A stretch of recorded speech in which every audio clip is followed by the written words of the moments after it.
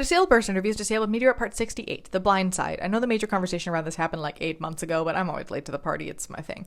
If you're not familiar with this film, it tells the story of Michael Orr, an unhoused black teenager who ends up being adopted by the white, affluent Christian Toohey family, who then help him get his grades up and get into college for a football scholarship because he's real good at football, and then he becomes a professional NFL player. The way he's portrayed in the film is not explicitly intellectual disability. Diagnostically, it definitely wouldn't be, but his struggles in school due to lack of consistent education are treated more or less identically as an intellectual disability. I will also mention that Orr in real life has spoken about his frustrations about that particular representation of him in the film as unintelligent and how it has negatively impacted his career.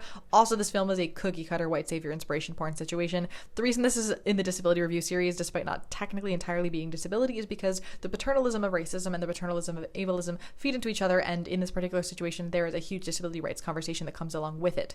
Earlier this year, Michael Orr alleged that what he thought were adoption papers that he signed shortly after turning 18 were in fact conservatorship papers, which signed away his rights to his story, name, likeness, and finances, giving the Toohey family the ability to make money off of his story and not compensate him for that. Conservatorships are a big disability rights issue. You may know about them via Britney Spears. I'll have a full-length video about them out on my channel tomorrow, but they basically give a conservator the right to control every aspect of your life and are notoriously difficult to get out of. Also, historically, how land was taken away from Native Americans and how we continued slavery with disabled people after slavery ended. The idea is that if somebody's incapable of taking care of themselves and making their own decisions, somebody else can take their place and make decisions in their best interest for them. The problem is that these are incredibly easy to abuse. The conservatee does not have to agree to the conservatorship for it to happen, and it affords them less rights than we give to prisoners. Portraying Orr as someone in need of rescue and care who is unable to do things for himself in this film directly backs up their control over him in real life in this manner. And as we said with Britney, if it can happen to people as high profile and successful as them, what does this mean for everybody else?